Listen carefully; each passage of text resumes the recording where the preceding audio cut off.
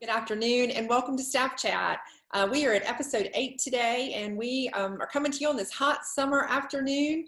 And we miss seeing you in person, but it is fun to get together this way and just connect a little bit.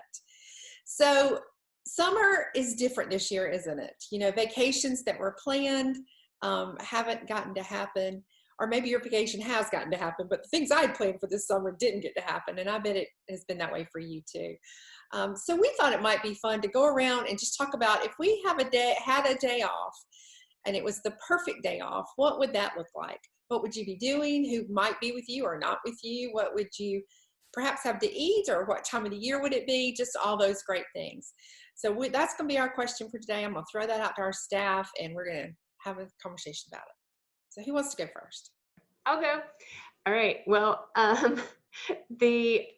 my real day off is always my make my house happen day. And so every real day off, I do all of the laundry in one day. I do all of my meal planning and grocery shopping and all of my housekeeping for the week.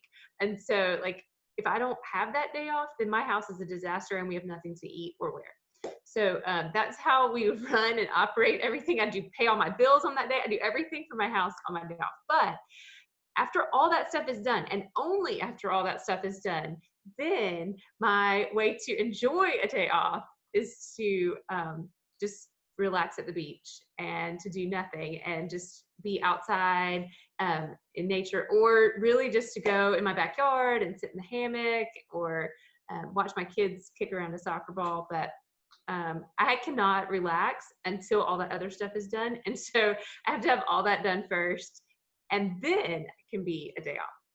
So that's how I would spend it. It also would not involve me cooking at all. I do not like to cook. So as long as there's food from somewhere else, it's a good day off.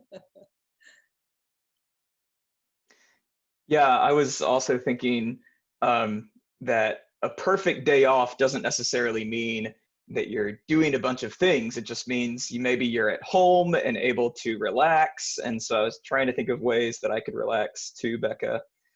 So for me, I had a couple of lists of things that I've wanted to do but haven't been able to because I've been in divinity school for the past 5 years. So I have this long list of books that don't have anything to do with theology that I really want to get started on. And so I'd love to spend my day reading some of those books. I'd love for Anna to be there with me, but she needs to bring her book and read her book while I'm reading my book.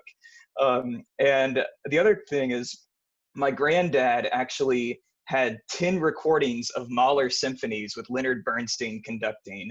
And in order to listen to that entire playlist, you have to have like 15 hours. And so I'd love to just sit down and listen to Leonard Bernstein conduct the Boston Symphony Orchestra for 15 hours. And then maybe we'd go on a date to Indochine or something that night. But those are the main two things.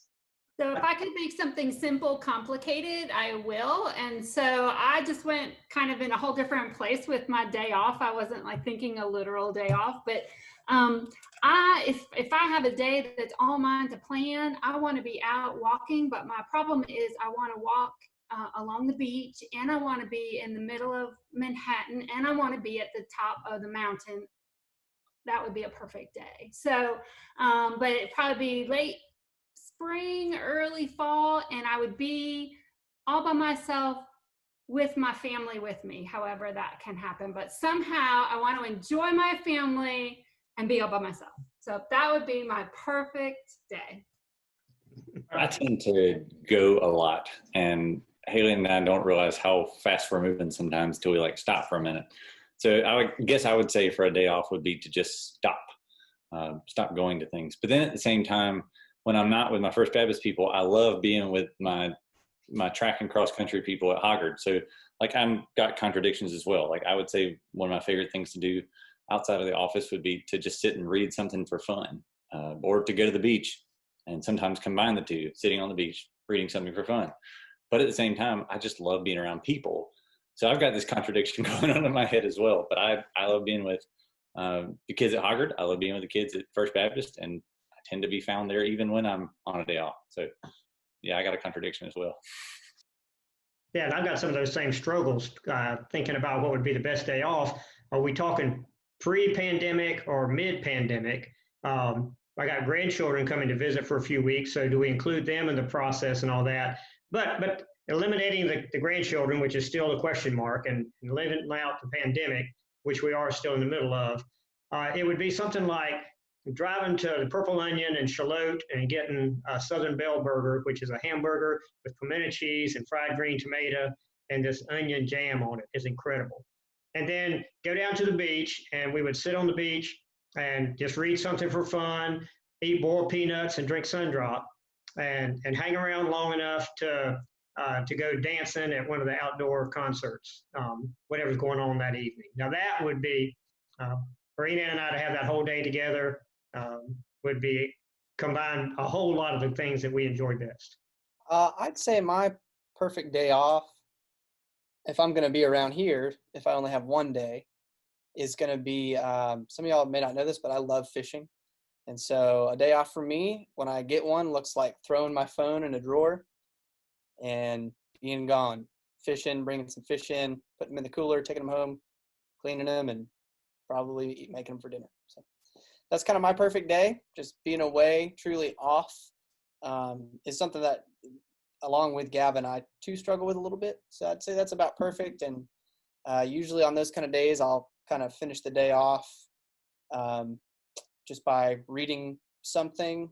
Some of my favorite authors that I like to go back to are like C.S. Lewis and the sermons of Spurgeon. I'll grab those and just read them. So yeah, pretty simple, but still my ideal day off. Wish I had a few more of those, but it is what it is. Yeah, I really like flow and rhythm to life, and so I've been used to having Fridays off for gosh, a long time now.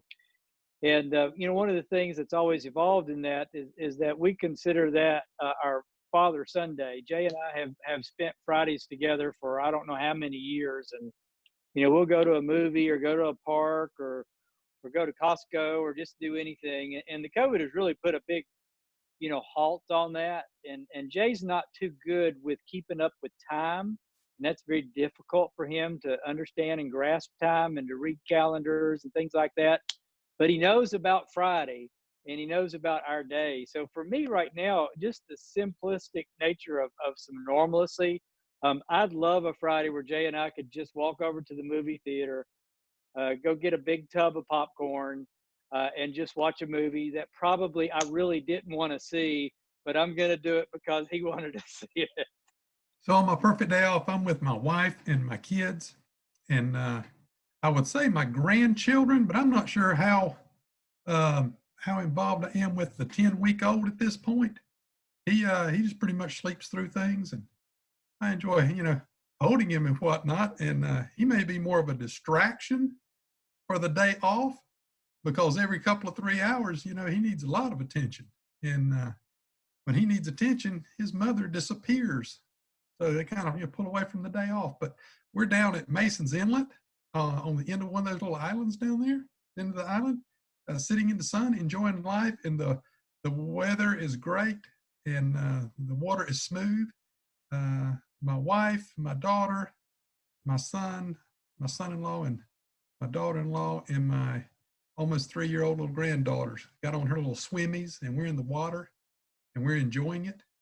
If I get 2 days, I drive to the mountains, and I'm walking along a mountain path by a river, creek somewhere, or riding on the Virginia Creeper bicycle trail, and it's the fall, and it's beautiful.